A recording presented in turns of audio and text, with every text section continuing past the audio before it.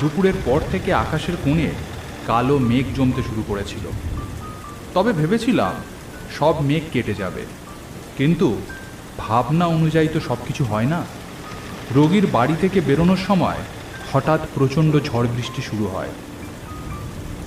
তারপরে ঝড়ের গতি কিছুটা কমলে বৃষ্টি মাথায় নিয়ে বেরিয়ে পড়ি। বৃষ্টির জন্য ভাবনা ছিল না, সঙ্গে আমার মোটর গাড়ি রয়েছে। যে রাস্তাটা দিয়ে আমি বাড়ি ফিরছি সেটি বড়ই নির্জন। মানুষ তো দূর থাক, ঘর বাড়ি একটা আলোর চিহ্ন পর্যন্ত দেখা যাচ্ছে না। দুদিকে ধান ক্ষেত আর গাছ, তাও প্রচণ্ড বৃষ্টির ফলে সব ঝাপসা দেখাচ্ছে।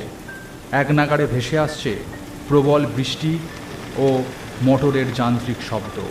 মাঝে মাঝে রাস্তার মাঝে অসহায়ভাবে দাঁড়িয়ে আছে এক একটা স্ট্রিট লাইট। গাড়ির মধ্যে বসে বসে দেখতে পাচ্ছিলাম কালো আকাশের উপর নীল বিদ্যুতের চাবুক ছুটে যাচ্ছে। সেই চাবুকের ঘায়ের আর্তনাদের মতো ভেসে আসছে মেঘের গর্জন। গাছপালা, মাঠ, সামনের রাস্তা এক সেকেন্ডের জন্য আলোয় ভেসে উঠে আবার হারিয়ে যাচ্ছে অন্ধকারের গহনে। প্রচণ্ড বৃষ্টির জন্য খুব জোরে গাড়ি স্পিড তোলা যাচ্ছে না, তাই মধ্যম গতিতে চলছে আমার মোটর। ঘড়ি দেখলাম রাত 10টা।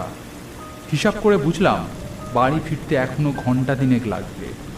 সেই দুপুরের সময় খেয়ে বেরিয়েছি, আর রোগীর বাড়িতে চা ও সামান্য কিছু জলযোগ করেছি। এখন খিদেই পেট চোঁচো করছে। গাড়ি চালাতে বেশ কষ্ট হচ্ছে খিদের চোটে।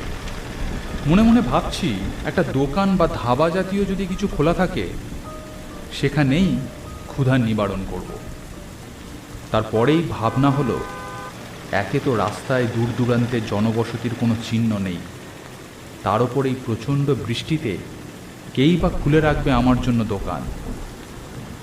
কিন্তু কিছুটা যাওয়ার পর আমার ধারণাকে ভুল প্রমাণ করে রাস্তার ধারে একটি চালাওয়ালা ধাবা দেখতে পেলাম। মোটর গাড়িটাকে রাস্তার এক পাশে দাঁড় করালাম, তারপর গাড়ি থেকে বেরিয়ে বৃষ্টিতে ভিজতে ভিজতে গিয়ে ঢুকলাম ধাবার মধ্যে। বাইরে সাইনবোর্ডে লেখা রয়েছে মন্টুর ধাবা। ধাবার ভিতরটা বেশ পরিষ্কার পরিচ্ছন্ন। তখনও মাঝে মধ্যে আকাশের গুরুগম্ভীর ডাক শোনা যাচ্ছে, আর